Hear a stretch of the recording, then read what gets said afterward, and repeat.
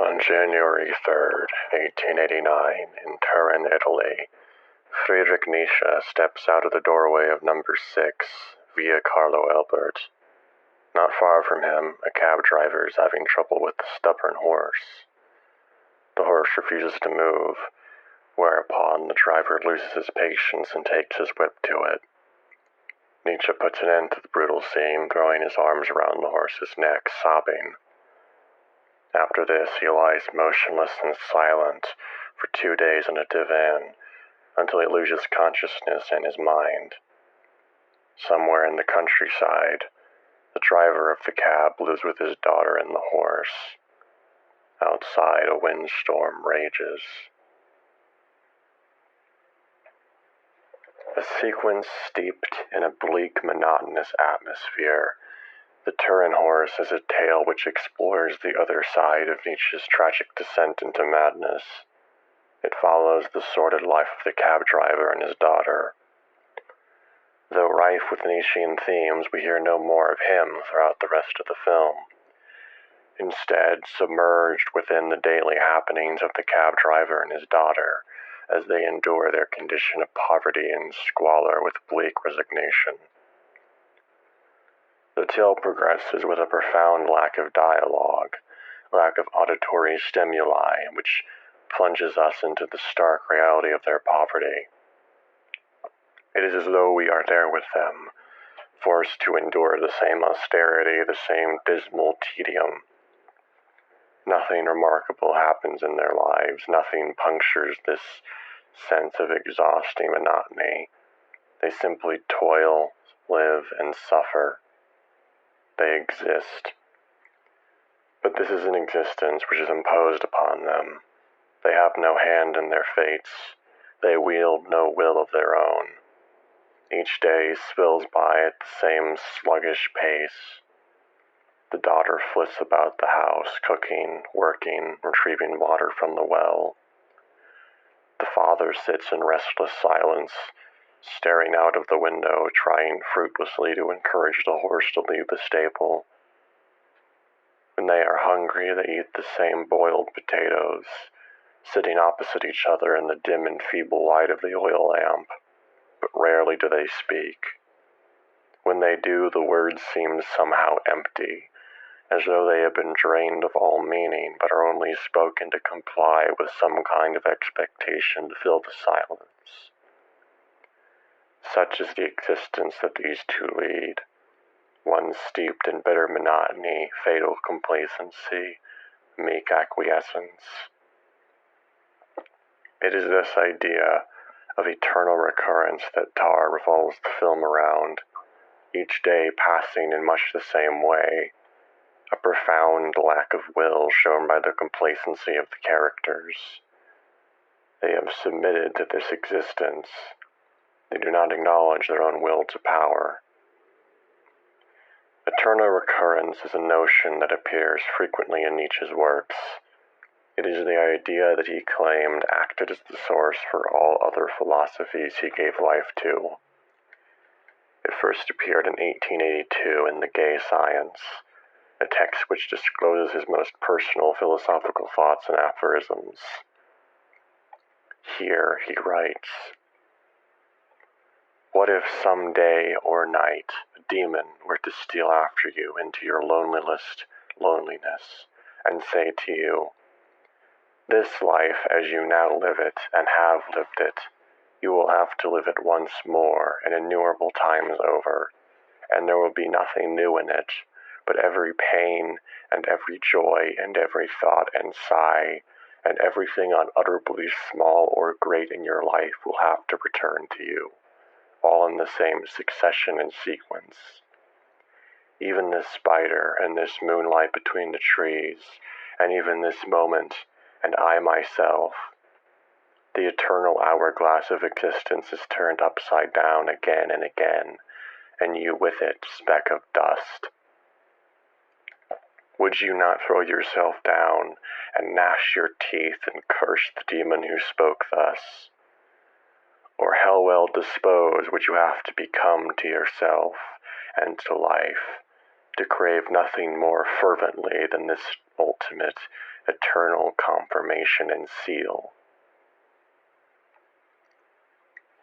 Nietzsche proclaims that, to live a life worth living, we must continue to strive and work for those desires and ambitions which inhabit us all. We must live in such a way that we would gladly repeat each day for eternity, satisfied in the knowledge that we have taken hold of the reins of our own fate.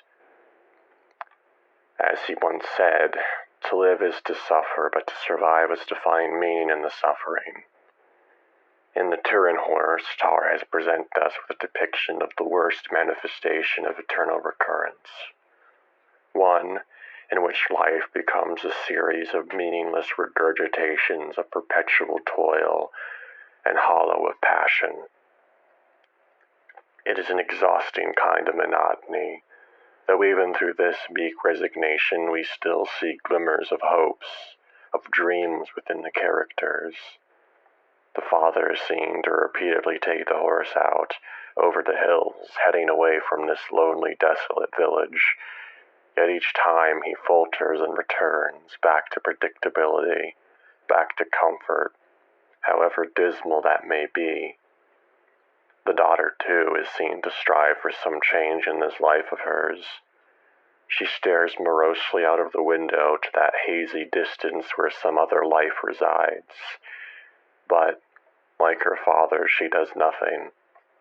The complacency of the two characters within their own fates feed into one another, so that they seem to be perpetually trapped in this hollow existence they each lead.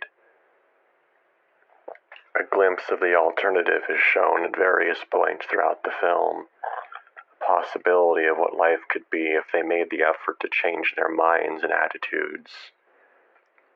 When the neighbor comes knocking on the door in search of alcohol, he launches into a monologue which disrupts the customary silence of the household.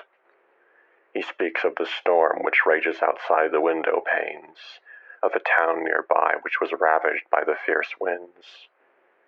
Everything is in ruins, everything has been degraded, he says. This is not some kind of cataclysm coming about with so-called innocent human aid. On the contrary, it's about man's own judgment over his own self, which of course God has a hand in. He goes on to speak of how man has brought this destruction upon himself, how meaninglessness and listlessness have catalyzed the world's disillusion. People have become insipid and beggarly, he claims, waiting for things to happen rather than propelling those happenings themselves.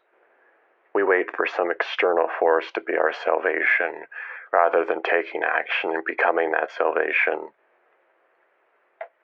In this sense, a kind of detached Christian symbolism laces the film, an echo of Nietzsche's own disillusionment with Christianity, and the fatal complacency that it appears to invoke. The daughter is once shown to be reading from the Bible, but she stumbles over her words and all meaning seems lost from them. The servility of her role within the house could also be indicative of the Christian emphasis on submission, servitude, whether that's for God or for husband or father. She worked with a slavish persistence, cooking, toiling, and serving for them both, whilst her father merely watches in mute silence, or goes to handle the horse. When the horse refuses to eat for some unknown reason, he only persists in his attempts to force it to move, to eat, to do something. It is the cycle of eternal recurrence, and we see no change in his methods for dealing with his misfortunes. It seems that he only knows one thing: force, and this is displayed in his reactions to the horse's stubborn inaction, in his whipping of the creature, and even in the way he eats with brute ardor, unlike the meekness of his daughter. When, at the end of the film, the lights go out and the two are plunged into darkness, we see the bleak dangers of this kind of mentality of narrow persistence.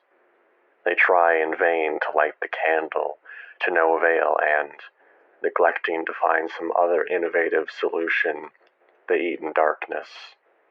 This time the potatoes are raw, and the daughter stares in mute resignation at this pitiful evidence of their austerity without eating. It is a dismal echo of the horse's own stubborn refusal to eat, a somber portrayal of how easily existence could fall into this sordid cycle of eternal recurrence of compliance if one refuses to use the will of their own.